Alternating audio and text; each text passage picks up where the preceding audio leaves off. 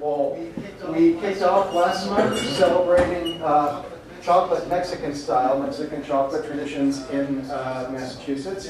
Today we're looking at calling track and military cadence calls. We have other programs coming up later on in the year that you're all welcome to, both here in the park as well as in the community. In March, we'll be celebrating women's singing traditions for Women's History Month, from African praise songs to Irish ballads, and that'll be March 19th. In April, we'll be celebrating Cambodian New Year with a series of programs at the Lowell Senior Center. And then in June, working with 3 apprentices and their masters, we'll be looking at the traditions of Irish fiddling and step dancing. This is all, of course, a precursor to the 25th Lowell Folk Festival, the last weekend in July, followed by other programming that we'll be producing throughout the summer and the fall. We're hoping the 2011 Lowell Folk Life series will kick off an annual tradition of programs with performance, food, the spoken word, the written word, film, all celebrating the various facets of the part of Lowell history that we preserve and celebrate here with the National Park, as well as honoring the communities that are part of Lowell today.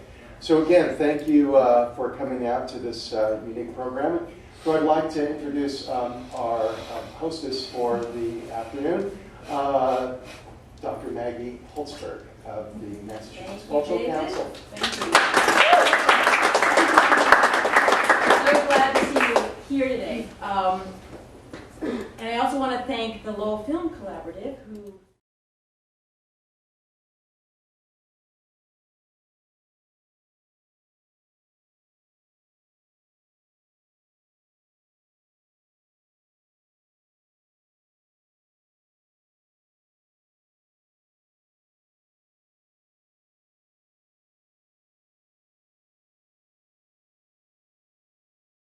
in a pre-industrial era.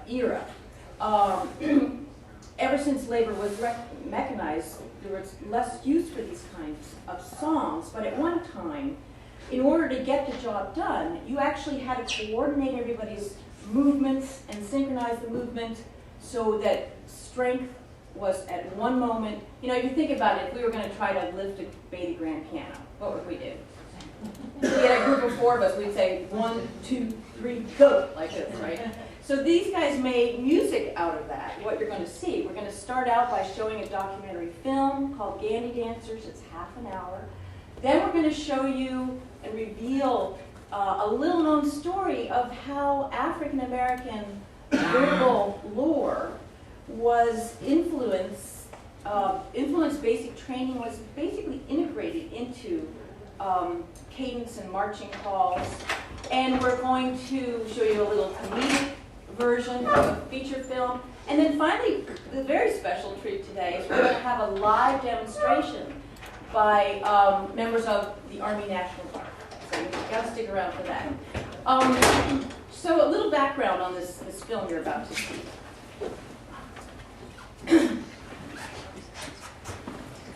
Back in the 1990s, when I was fresh out of grad school, one of my first jobs was to work for the Alabama State Council on the Arts. And this was field research that was funded by the National Endowment for the Arts. And the general gist of it was you were going to go document traditional music.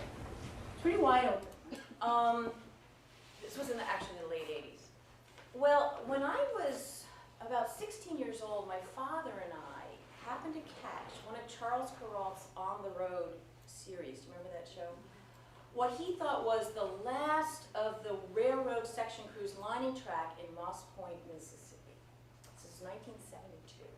And I remember being mesmerized, my father and I, seeing this, like the synchronized movement of these guys, and they were singing work calls, and they were lining track. And they thought this was a dying tradition. This is 1972.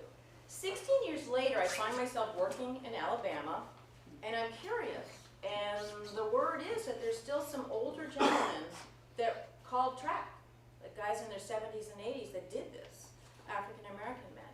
So we spent 5 or 6 months mostly tracking down these guys in Alabama and Mississippi who remembered working on the railroad when you had to sing to coordinate your movements. And one guy in Alabama, Abraham Parker, said it's a little difficult sitting on the couch trying to remember these things. It would really help if we got out on the track. So we organized a reunion of these guys. You know, some worked for CSX, some worked for Georgia Rail, whatever. We got them all together, and it was phenomenal to see them react, especially when a train whistle was heard in the background. They got all excited, and they called these songs, 90% of which were dirty. Not all of them, but what they did, I mean, they were working under incredibly harsh conditions. You know, not only the heat, physical labor, the tools they were using were 20-pound lining bars. Okay, so the sense was we gotta capture this before it's all gone, because it's basically dead now. It's a gone tradition, very little even in living memory. So where we're going to start out today is by showing you this film, and then we'll move on from there with the connection to military cadence class.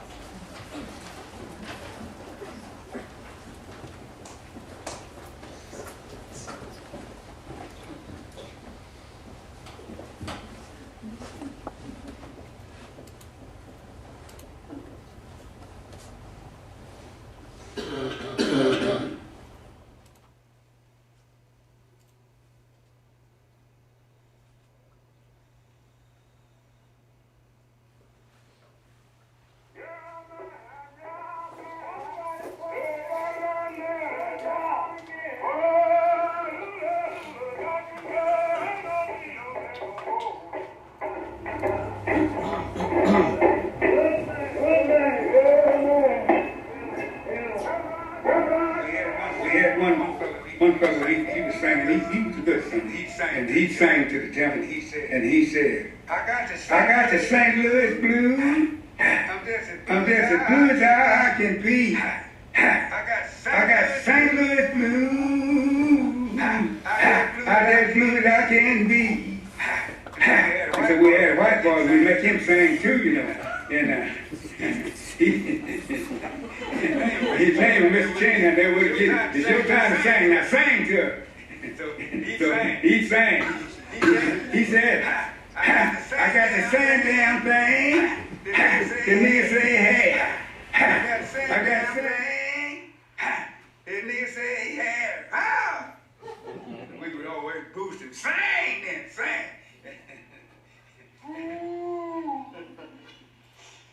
Yeah.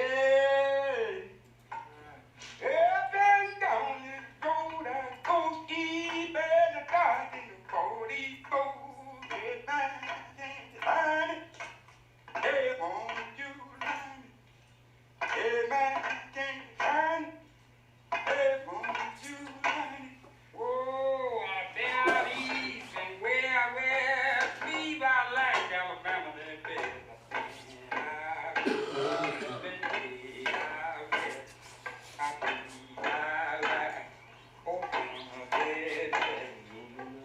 I got gal in every town if you wanna see a killer swing with town. I got a gal in every town if you wanna see a swing with town. I don't know, but I've been so soothing at the road. I don't know, but I've been so. The work calls these retired railroad laborers are demonstrating grow out of a tradition they helped shape. In the segregated South, it was primarily African American men who served as the custodians of the railway lines, laying and maintaining tracks by hand labor. These section crews were known as Gandy dancers. They worked for companies like the Southern, L&N, and Seaboard, doing what was considered the most physically demanding and the lowest paying jobs on the railroad. Gandy dancers were expected to lay new rail, replace rotten cross ties, repair tracks damaged by floods, and tightly pack or tap the gravel bed on which the rails lay. But most of their time was spent straightening sections of track that had been pounded out of alignment by the tremendous and frequent weight of passing trains. Using 5-foot steel lining bars, each weighing over 20 pounds, gangs pulled in unison, inching the track back into line. Coordination and timing of each man's exertion was critical. One member of the gang, the caller, synchronized the group's physical movements with his voice, ensuring safety and pacing while spiritually uplifting the men at their work.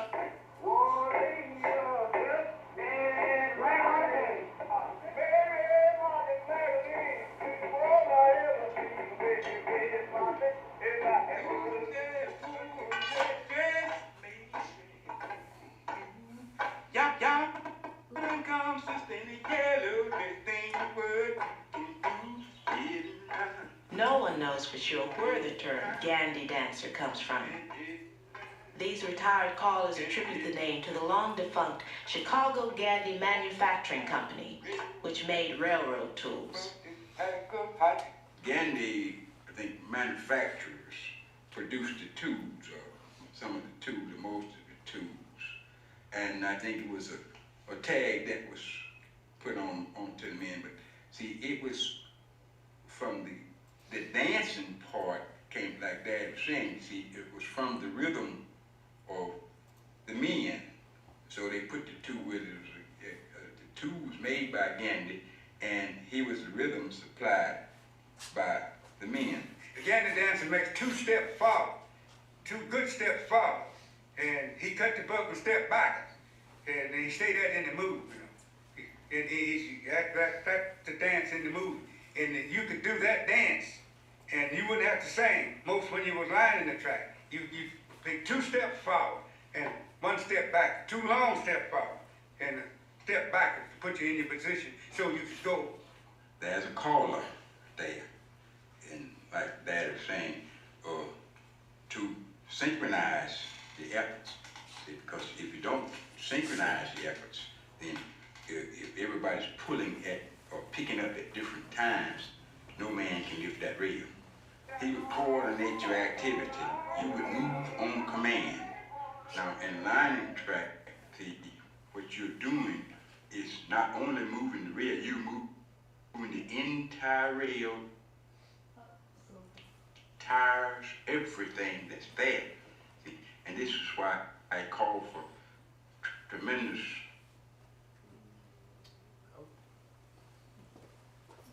coordination and strength.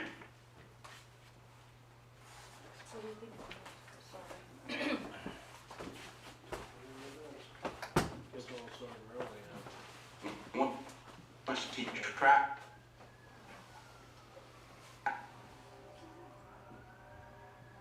I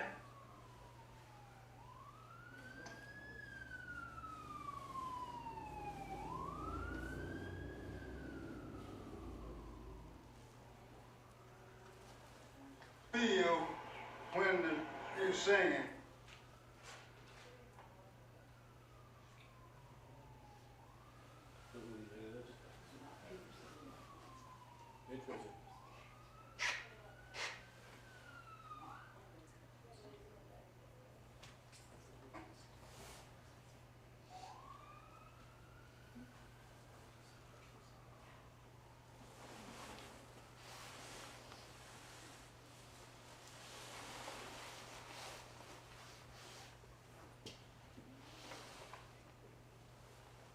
Sorry, I was trying to switch it to the other projector. I think it's the...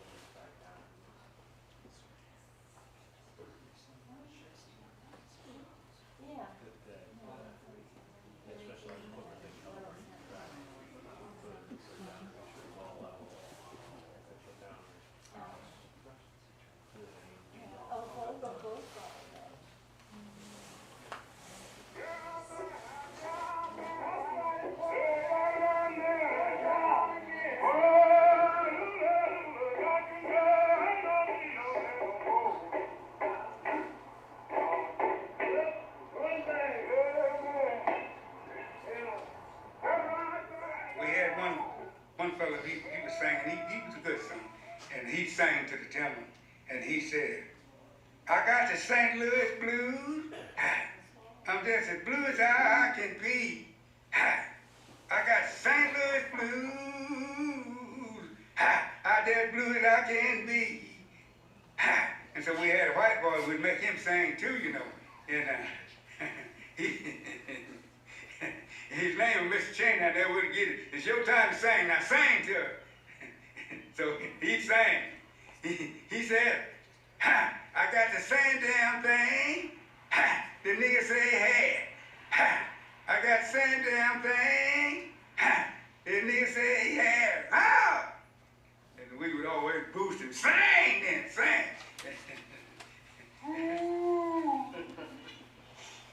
Yeah. Up and down this road I go, keep and down in the 44. Get mine and line. Hey, won't you line? Hey, mine and line.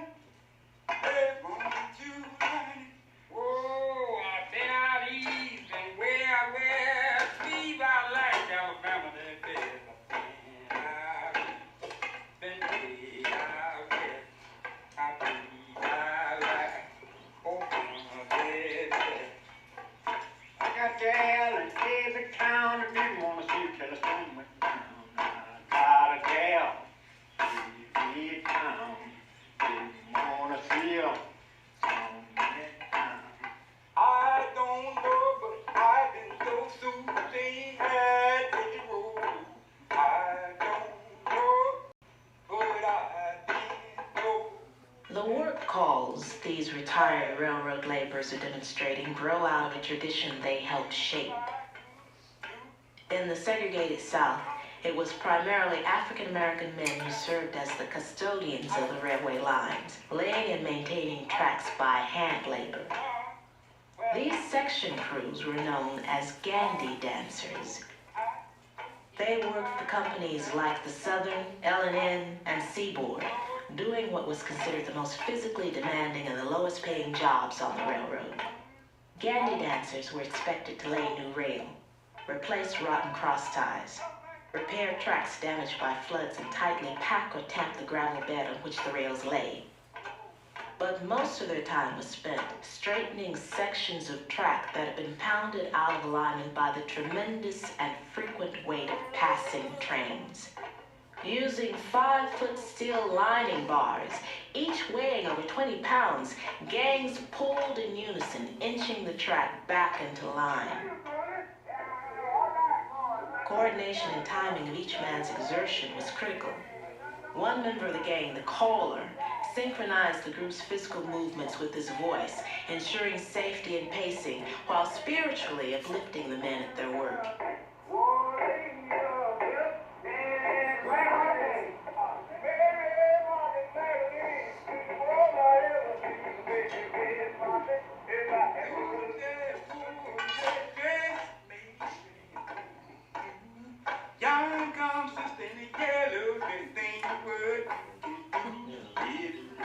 No one knows for sure where the term Gandy dancer comes from. These retired callers attribute the name to the long-defunct Chicago Gandy Manufacturing Company, which made railroad tools.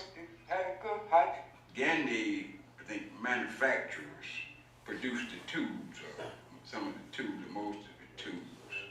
And I think it was a tag that was put onto the men. But see, it was from the dancing part came like Dad was saying. See, it was from the rhythm of the men. So they put the two with it. The two was made by Gandy, and he was the rhythm supplied by the men. The Gandy dancer makes 2 steps forward, 2 good steps forward, and he cut the buck and step back, and he stayed that in the move.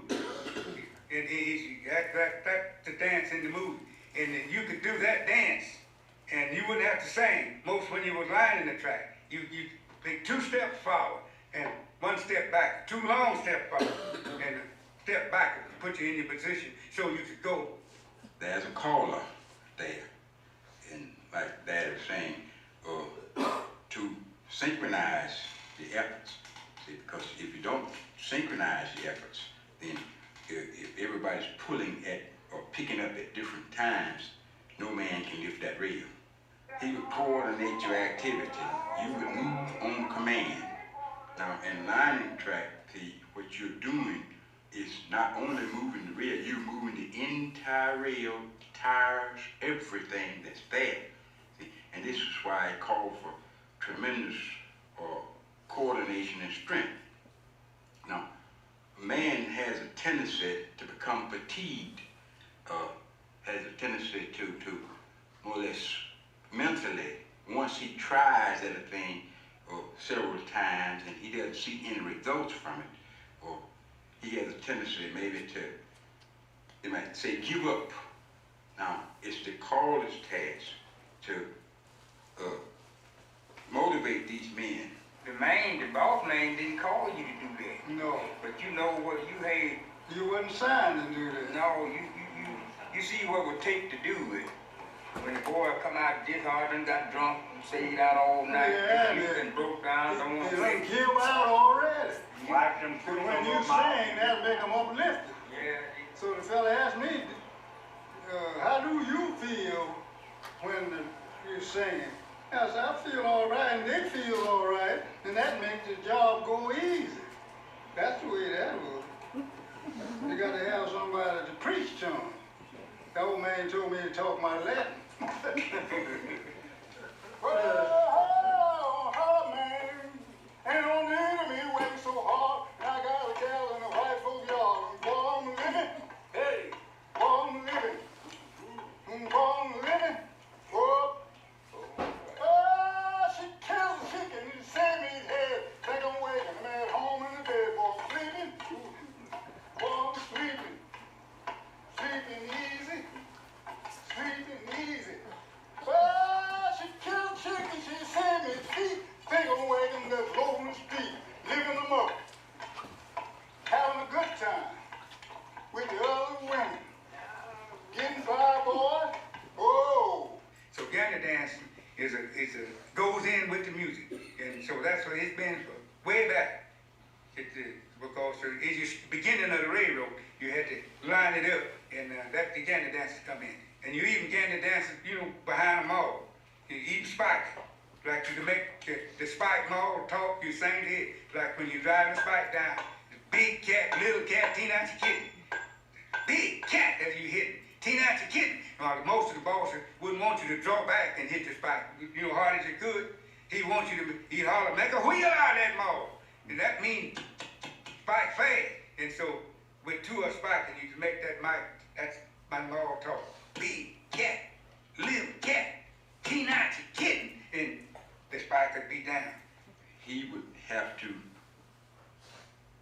make certain calls or to get their minds or to motivate them to call upon that strength that they didn't know that they had. And most times, sometimes they were fun calls, or sometimes they were calls or sexual calls, or they were calls about, or maybe if you had a group of men there who would, or religious type men, if they were religious type calls. So he had to have a repertoire of thoughts and ideas of calls in order to fit whatever the particular problem was at that particular time. Yeah, all about the big kid whooping this in your hood. That's what's left for me. Hold me. Hold me. Hold me. Whoa, 50. Up and down that M&O lining track with a 44. Who track, bug jump? The rail would go. Who track, bug jump? And if it got far enough, the boss would holler, how? And the band would read on it, I'd be like, Johnny Head! All right, the relay man would say, Johnny Head down at the floor. And sing. The boss say, you ain't singing good enough. Sing. go down to the joint ahead, and I don't know, but I believe I will make my home in Jacksonville. Oh boy, throw it over. Oh boy, throw it over. Ah! Quarterback! And what the boss said, quarterback. He come back in there. I sang most of the day down there. He talked about that. Tell that nigga I said sing dirty down there now. Tell him I said sing dirty. Yes, sir. He said sing dirty. And usually this is when the, you might say, sexual calls came into being. And he might call like, Susie wears a red dress, Mary wears a blue. Yon comes Susie in a yellow dress, now think what you can do. Now that man's mind moves to that woman, see? And so then he would perhaps follow it up now that he's got your mind away from what you're doing this evening. And the guys then would perhaps laugh and shout and, get all jovial at that point. Birmingham, we don't ham it all. You ought to see the ham of my gal draw. What did he say? He said Birmingham ain't no ham at all, so you ought to see that ham of his gal draw. I tell that nigga sing dirty. Go down to the quarter head and sing dirty. So get out, the boss said sing dirty. I got a gal live behind the jail. She got up on the door, she got the car for sale. I throw it over. How? This nigga's throwing it off the track this back then. What did that nigga say? He said he had a gal live behind the jail. She had up on the door, she had the car for sale. So tell that nigga, I said, sing, nigga, sing. That's southern, sing. Go on down to the long quarter down there and throw it a little bit. Yes, sir. Go to the long quarter and throw it a little bit. Go down to the long quarter and throw it a little bit. Up, back there.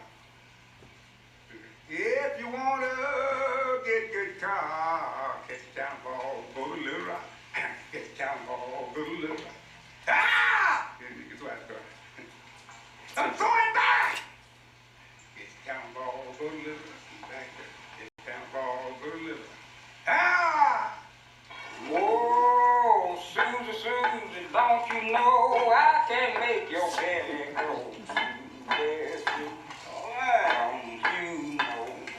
I can make your belly grow. What about that, John?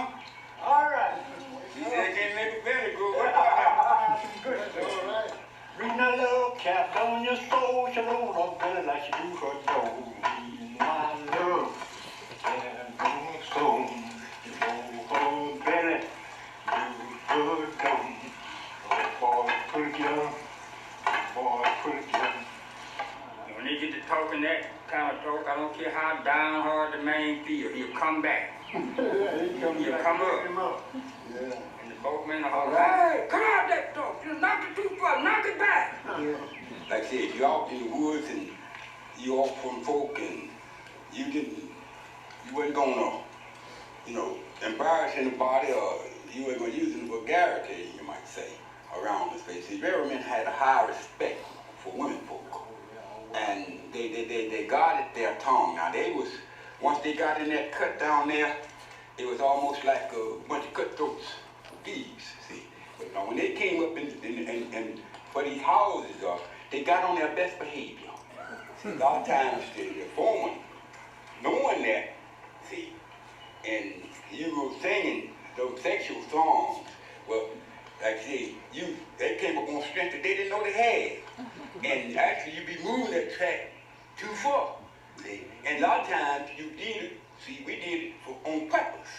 See, like you said, if you had a lot of times if you had a foreman there that he was a little rough or something he didn't want, to catch the wind too much, well, you did those things. Look here, he couldn't control it, see?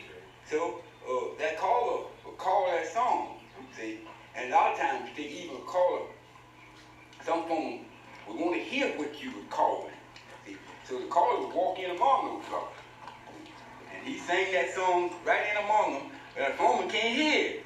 And that's why the hell the jacker moved that far. But he up there shouting, he had a fit. But he don't know what's going on down here.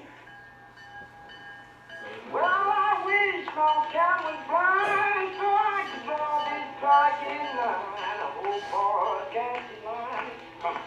Yeah, just a little bit. Gandy dancing was not strictly Southern nor black. Section crews were often made up of recent immigrants and ethnic minorities who vied for the steady work, despite exploitative wages and working conditions. The Chinese and Native Americans in the West, the Irish in the Midwest, Eastern Europeans and Italians in the Northeast. Though other Gandy dancers sang their share of railroad songs, it may be that the black Gandy dancers were unique in their use of task-related work chants. We can trace their work song tradition back to their African-American ancestors, who sang as they hoed fields, chopped cotton, and loaded cargo. Folklorists and writers have long been drawn to this African-American work song tradition. John A. Lomax and his son Allen, working for the Library of Congress, recorded the railroad calls of numerous track workers throughout the Deep South. Novelist and folklorist Zora Neale Hurston collected songs and stories from track workers in the Florida railroad camps during the 1930s. 10 years later, the introduction of machines foretold the end of Gandy dancing as a functional tradition. Full mechanization followed by the 1970s. However, railroad companies still employ gangs who service in a day what it would take comparable hand labor a month to complete.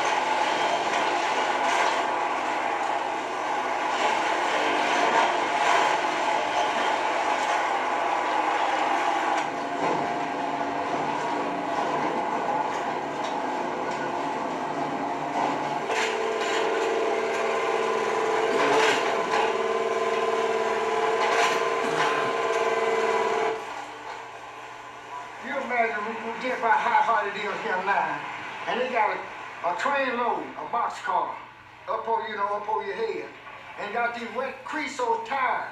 And sweating, if you get that creosote on you, it'll peel you just like a hot ball. And we had to get down in them tires and pick them tires up and throw them out to boxcar. Didn't have no cram to pick them up. That's what we had to do when I started on the railroad. Everything was did by hand. But one thing I liked about it, I didn't like about it, that boss, he sitting there looking at you and never thought you got hot, he ain't got tired. Because when you got them all thrown out there, then you had to stop. Then you had to load them on a push car and push them 2 miles. And if he didn't feel like walking, he'd get up on top of it and he'd ride while you pushed the tires in him. So you just imagine how good I felt. I ain't gonna say how good I felt. I wish I could have turned the car over with him. That's in my mind. Now we had a foreman that he's gone, like Mr. Smith. He'd work it till you fall out. He wouldn't do like you drive your mule and be hauling and you see your mule give out a wind, you'd always let him, in my time, you let him catch a wind. Now we had fellas like that. He wouldn't give you no slack. You have some boss or somebody, they just look at you and they don't like your look. Now, I had some regular bosses, we were tops. But when he was off vacation, or I had to work with some of the rest of them, I don't know whether my looks or my attitude. But when I went out there, I told my company one thing. I was gonna give them 100 days work, I wanted money. That man might come up that morning, he all bright and grumpy. You know, you could tell it from the beginning that he's, you know, maybe a little teed off or something. See? So he come out and you could tell the way he was in his voice. So, all right, let's get that stuff out there. See? Now, okay, well, so to get among themselves and, you know, old man kind of was grumpy this morning. There's something that happened. He didn't, wife didn't treat him right last night. Or something of that sort. See? And so, stuff to get together, well, he carry you to that spot. See? Way out. That track, and you would know that that track is in perfect alignment. But he carry you to that hard spot, because you see, this is a difficult spot. And so, okay, he got us there. He got a line there, that track up there. So, all right, go on, get the bars. See, trains ran on schedules. And say like, say train would do long here. Or say, now, in the next 15 minutes. Now you got this wave, you got this crook in this track. He got to get it out of there. Now if that man has to slow down back there, the delay is on him. Well, his boss wants to know why the man has to slow down. See? So you don't put him in a predicament here because you put the track out of line. So he had to come up and feed to you then. Yeah. Say now, looking for it. Say now, y'all come on. Say now, you 44 gonna be coming on here. 76 coming on here in a few minutes. Now, y'all put it back right. Come on, put it back right. See? And then, see now, the fella got a lot of consolation out of there. Now I got him pleading to me. See? So then they was 9 right. I used to sing the song when I got married to one of them, and we're throwing off the other thing I do so. Ball can't read, the ball can't write, ball don't know when the track is right. Let's go, let's go. Look at the ball, how he stands, stand more like a farmer than a boss man. Look at the boss, how he stands. Take your hammer, take it back to the captain. When callers sang lyrics ridiculing their foreman, they were expressing jointly held grievances in songs that they knew to be dangerous if voiced directly. On a larger economic scale, black track workers were certainly confined to low-level positions as manual laborers. Still, for blacks in the South, Gandhi dancing represented steady jobs and cash wages, thus enabling relative economic success. By the mid-1960s, some opportunities for promotion opened up, though most still faced formidable obstacles because of racial discrimination. When I started with the railroad, where I retired from, was $1.03 an hour. All day long putting in time and putting in time. And I trained after I got it moved up a notch, a nickel more, but working with what you call the welder helper. When they brought in a foreman, he didn't know that about railroad, young. My supervisor would tell me to tell him what one rail was, what a tire plate was, or what side rail was, 100-pound rail or 85. I trained him. I trained my boss. When he learned from me, then he come to be my boss. So by 1965, I put in for a job, which I had been doing well with him. They got where I did, before they put black to burning and welding or burning, pay a little bit more money. Not my boss, my supervisor. One morning he called me. Hey, Linus, come here. What the hell do you call yourself doing? I said, what you mean? He said, that ain't no nigger job. That's what he said. That's a white man job. I said, well, I'm finna turn white then and walked on. When I put his phone in, a lot of them. Not much. Yeah. Well, that's, no, I mean, no.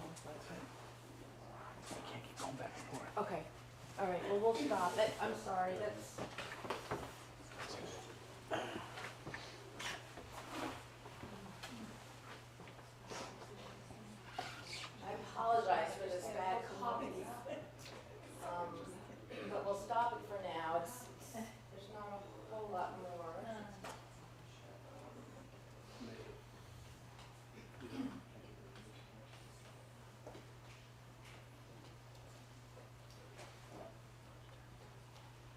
If you want to see the film in its entirety, it actually streams for free online. There's a wonderful website called folkstreams.net, and there are about 100 films that look at folk culture.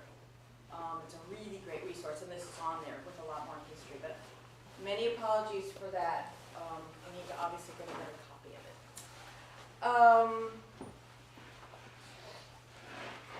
We're going to move on to the connection.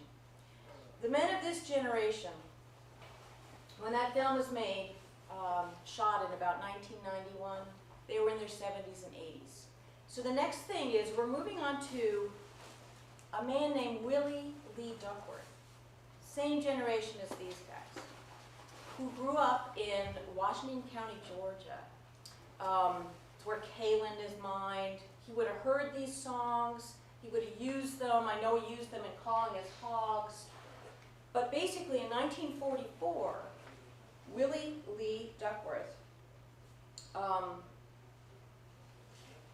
was drafted into World War II.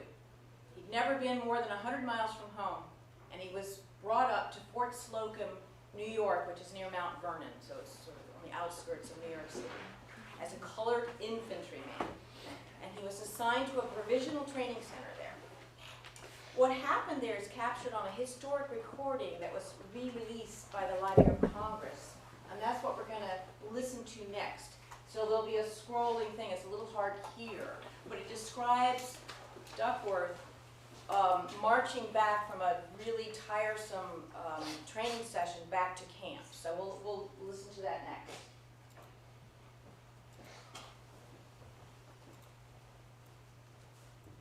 On a full spring evening in mid-1944, the provisional training center was returning from a long, tedious march in the swamp and rough country, a transport pursuant to the night.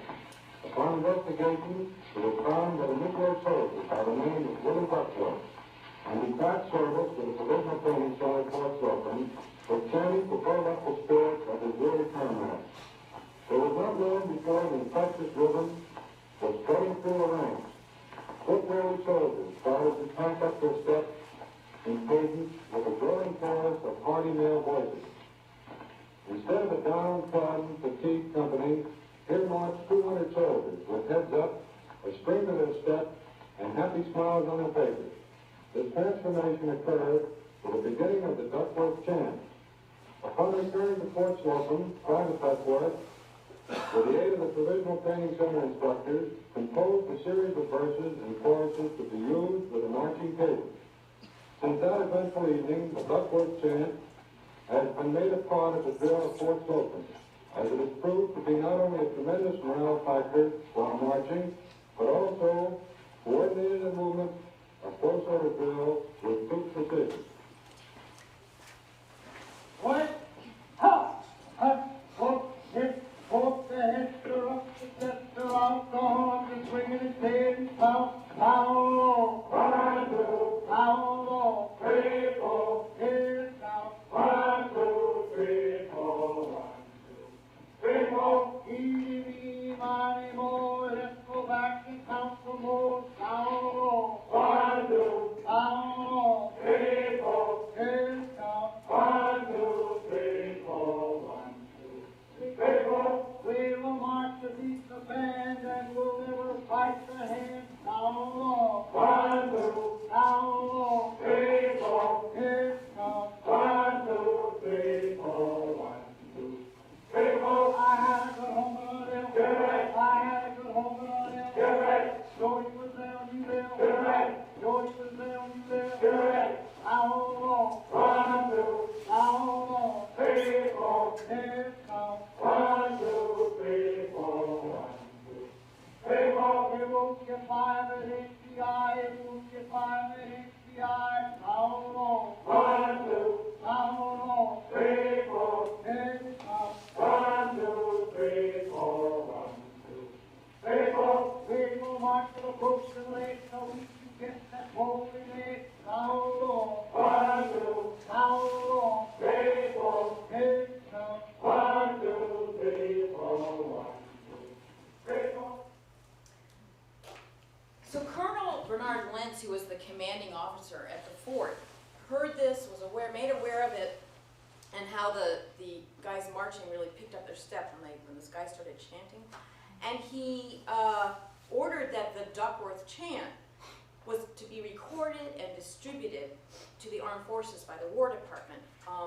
It was also captured on a V-disc, a victory disc, and distributed. Back home after the war, Duckworth made his living hauling pulpwood, but occasionally a royalty check would arrive in the mail compensating him as the author of one of the most popular marching cadences in Army history. The Duckworth chant is also known as Sound Off. And the tradition of creating marching chants or songs spread to other branches of the military and continues to this day. So next we're going to listen to a few examples where it says Army cadences. And these are taken from YouTube. There's hundreds of them on there. One, two, three, four. One, two, three, four. One, two, three, four. My old granny, she's 91. My old granny, she's 91. She does PT just for fun. She does PT just for fun. My old granny, she's 92. My old granny, she's 92. Standing her way, she'll run you right through. Standing her way, she'll run you right through. My old granny, she's a 93. My old granny, she's a 93. She does PT in a tree. She does PT in a tree. My old granny, she's a 94. My old granny, she's a 94. Knock down the walls, bust through the door. Knock down the walls and bust through the door. My old granny, she's a 95. My old granny, she's a 95. She does PT and that's no jive. She does PT and that's no jive. Lastly, we're going to go to a little comedic version of this from the movie Stripes, 1981.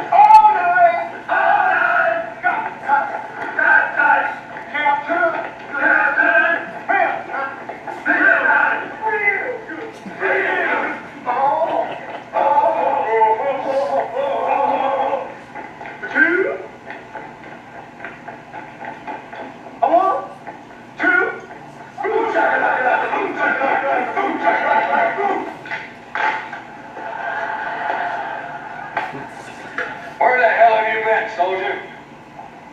Training, sir! Training, sir! What kind of training, son? Army training, sir! Army training, sir! Just like last night, over there! Here, patch order! Hold! Order! Hold! Side step, right!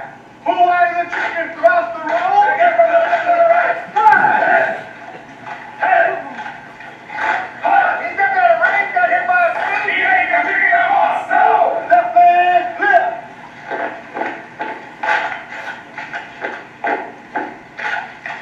Where there, salute? 3, 5, 4, huh? Razzle dazzle! 1, 2, 3, 4!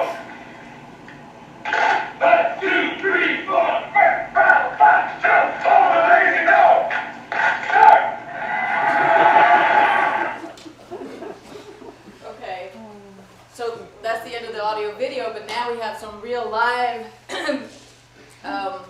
folks to come talk about this with us. I'm very pleased to be able to introduce Staff Sergeant David Solari of the Massachusetts Army National Guard and Justin Hubbard, who just completed basic training. So give him a mic.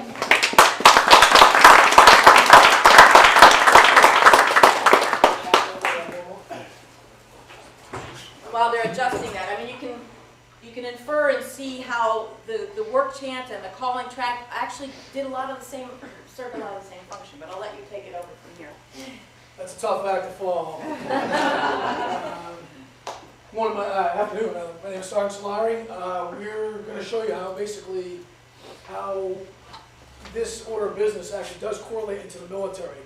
As anybody here that's ever been prior service? And all, okay.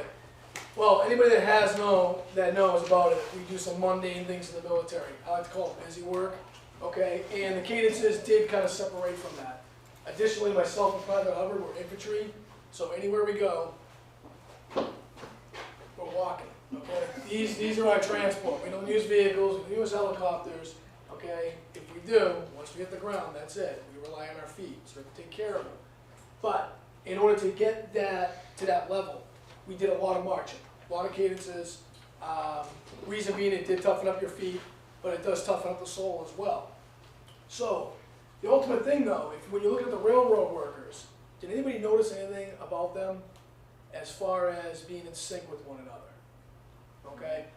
They had to be spot on, okay? Same with the military, all right? We use cadences as a command and control method, all right? Everything relies on control, especially in the workforce when you're doing hard labor like that, okay? And what we're gonna do is we're gonna demonstrate a little bit. Okay, Private Hubbard, straight out of basic training. I enlisted him how many months ago? 8 months ago. Okay, this is the first time I've seen him since he's been back. Okay, but when I was going over a little rehearsal with him, he was spot on. He was right on. I'm going to demonstrate that for you right now. Forward. Right face. Okay, what I did is I gave him a right face at ease. In his mind, okay. We like to use the KISS method in the military, keep it simple, stupid, all right? And so guys like me can understand everything. And when we're giving out orders, we want them to understand everything. So when I said right, that is what's called a preparatory command. He's saying in his little brain, okay, I'm ready to do all right face, okay. When I say face, that is the command of execution. Did you notice the difference, the inflection in my voice? Okay, this is how we all started off when I was a little private, okay? But in doing so, it kept order in his mind. Now, if I had 40 soldiers, they would all be doing the same thing as in their mind, right? Oh, okay, I'm ready to move to the right. All right, so everybody is in step. It's a snap in motion. 2, 10, jump. About face. Left face. Present arms. Order arms. Left face. Forward march. 1 rear march.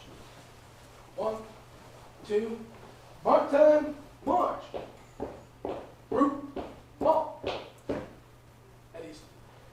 Okay, Shell, we were perfectly in step. Okay, I literally went over that once with him, and he knew that he's one over here.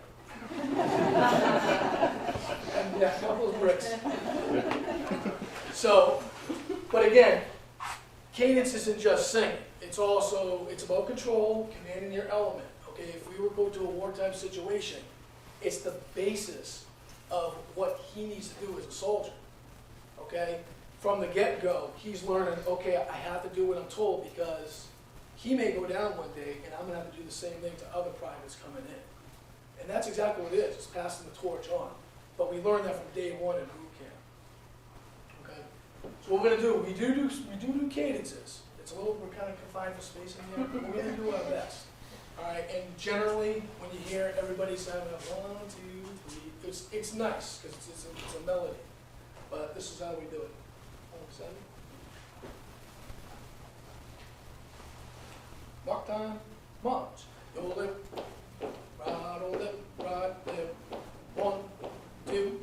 Whoa, whoa, whoa, whoa, whoa,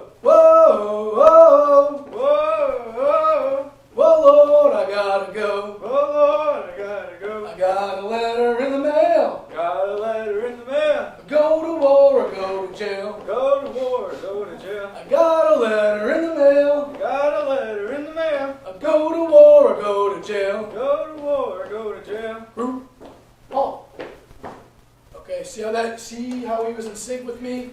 I wasn't calling left, right, but he understood from the inflection of my voice what he needed to do. And that's what we do, okay? And again, I can't say it enough. It really does all start with the cadence call. And its inception came from Willie Duckworth.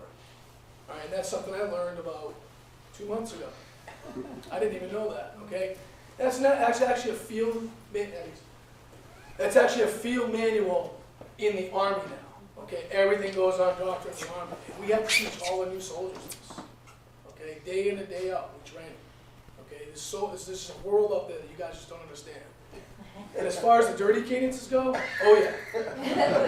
Yeah, and it was the same thing. As soon as we went on the bench, and the drill sergeant do the old, you know, we knew it was on, you know, and then we came back around that corner and went right to the nice and tight, neat stuff. So, and that's just the way it was, all right? But it was a motivator.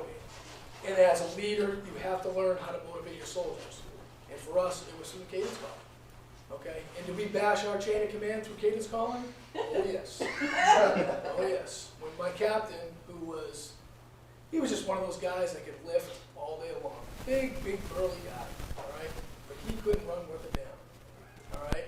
So when he was up there, and I was singing cadence, I'm like, CEO, can't you see this little run ain't to me? Do you know what I mean? So was I bash him? Yeah, and then you see him like come out a little bit, look back at me, and shake his head, you know. But everybody was laughing as we were doing it, but we were still all in synchronization. And that, again, it's what it's all about. Was it uniform? Yes. Was it tactful? Absolutely not.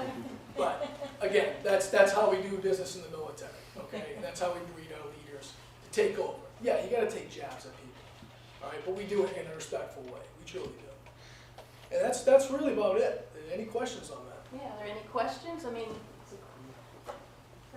What about across branches? I mean, do you do cadence calls to bash the Marines? Absolutely. Yeah.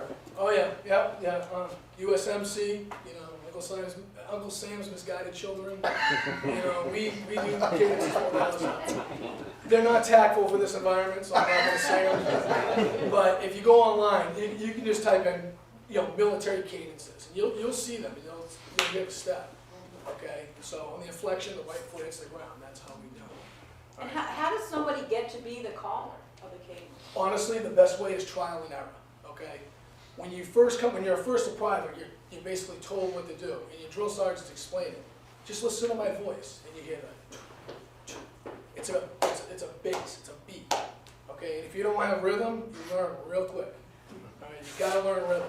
You don't have it, you have no business being out there calling cadences. There are some people that don't have rhythm. So soldiers alike. And some people are probably really good at it, right? Some are very good at it. So I was one of the ones that was kind of good at it because I just enjoyed it. It was fun. It was fun for me. And we clap, you know, if we run and play, you know, if we were running, left foot hits the ground. Did you hear the beat to it? Okay. I like the clap. That was always one of mine. But it was good. It was absolutely awesome. Do you have music in your life outside of the Army set? Yes. Yeah. I go home and I take off this monkey suit and I get into my shorts and t-shirt and, you know, hug my wife and play with my dog or whatever. You know, so yes, I you know, there's music outside. I'm kind of a classic rock guy. I don't know what you want to do. I'll listen to anything. So it is generation. But you want to add to it, like what you experienced down there? I know your drills didn't call it a lot of cadences. They were kind of weird. Is it the first time you experienced that, or no? What? Calling cadence, having somebody. Yeah. Yeah. It's fine now. Yeah, one more. Yeah, go ahead, sir. It's kind of hard to imagine the Army without cadence calls and stuff, you know, like prior to, do you know what the timeline was as far as the full immersion of, it's probably more for Maggie. When it actually became doctrine, I don't know. When it became doctrine, it was actually, a lot of stuff emanated from World War II, that I do know. Cadence calling being one of them, I just don't know the timeline of it. I was talking to Maggie here earlier too. There was a lot of things that emanated from that. Shining Boots actually came from World War II. It was all about focusing the mind on something other than misery. Okay, but shining the boots was actually therapeutic to a lot of soldiers, and it worked. And plus, it made you look good. All right, but the timeline, I'd honestly, I'd Google it. I'm sure you can find it out, but I guarantee it will fall anywhere between 41 and 45. There's music traditions. There's a reason why one of the iconic images of the Revolutionary War, fife and drum. You've got music in the Civil War and the Revolutionary War, but it's not really cadence per se. I don't know the background, but there are music traditions going back. They're much less formal, more regional, and they play a role, I believe, in helping to set the mind, either off what you're about to do or setting your mind to what you are about Like to do. Scottish bagpipes, I mean, it's really frightening. Yeah, wait, I think you had a question, Bruce? Yeah, my question was, is it Cadence solely an American thing or is it international? That's a good question. That is a good question. I've actually served in Iraq and Afghanistan. So when I was in Iraq, I actually served with a lot of coalition forces, the Italians, the Brits. I never heard it from them, but when they march weird too. Do the old, and that's still a cadence, calling on the left, you hear it on the left foot.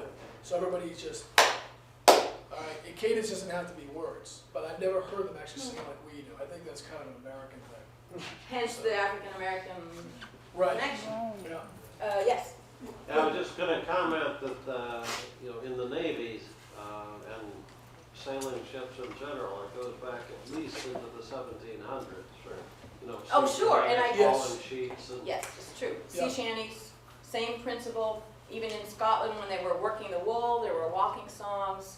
Indeed, but I think in the early revolutionary times, I mean, people were actually fighting, like, weren't they? It was a very different scenario. I mean, they were in very close formation and just charging Yes, ahead. they used the drummer boy was a very important, didn't have a weapon, but had a very instrumental part in that. He took the commands directly from the commander. That's why the drummer boy was always up front, off to the side, so you get the cues from the commander. But you hear things like drum roll, right, and they echelon right, so they move the whole unit as a line to the right, okay, to confront the enemy. First rank, boom, they all get down. Second rank, right behind them. So when they fire, first volley, second volley would step while they were reloaded, fire, and it would be a slow push, but it was on the cues of the drummer boy. And my understanding of cadence is it's more for physical training.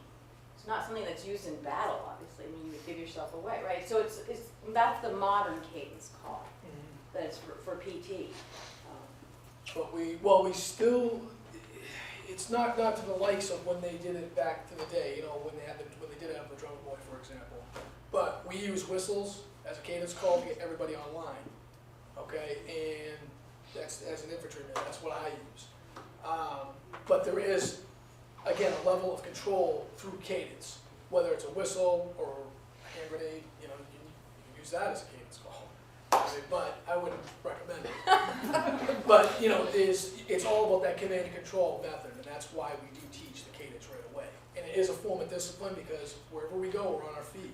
And we're marching miles. How many miles did you march up to your final training exercise?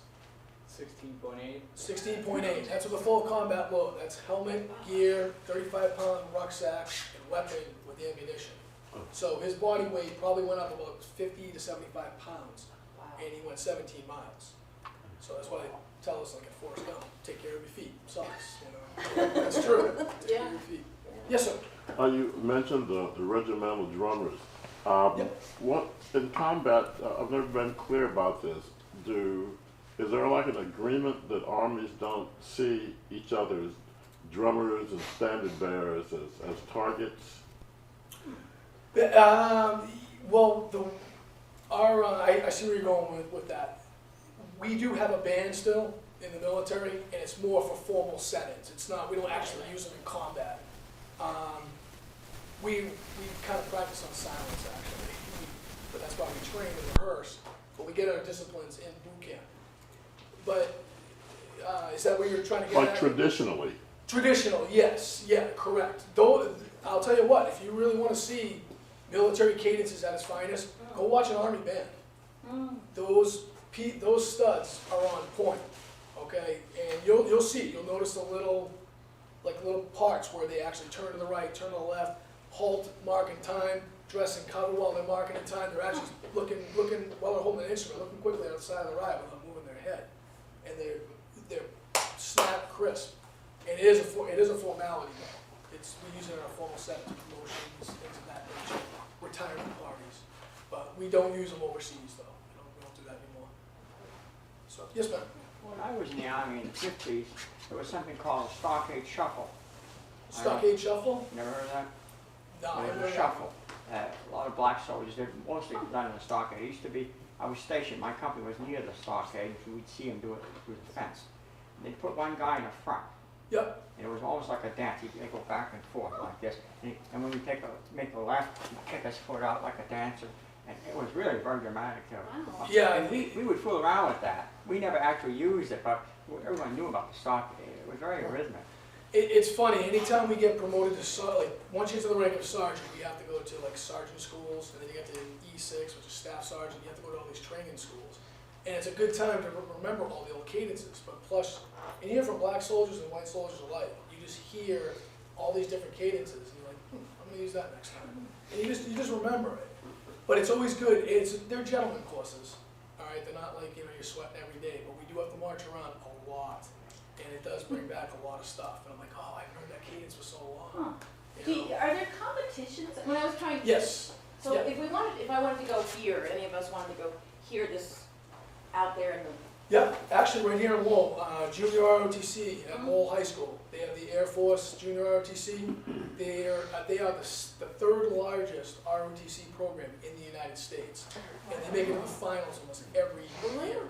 And when are those competitions? I can give you the points of contact for that. Okay. They're generally at the beginning of every year. They have 4 major competitions all throughout Massachusetts that just focus on the Air Force portion of it. And you have the Army, the Marines, the Navy, and they all compete against each other. And then they actually pick one out of every branch of the armed forces within the schools. And they represent us down in Florida. And they're down there almost every year, hands down. They have 400 cadets every year. So they have a big number to pick from. They're excellent. They're better marchers than us.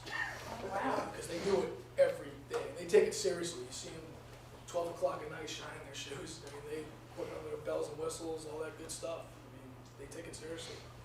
Okay. So it's good stuff. Anything else? Or? Well, let's give them a big round of applause.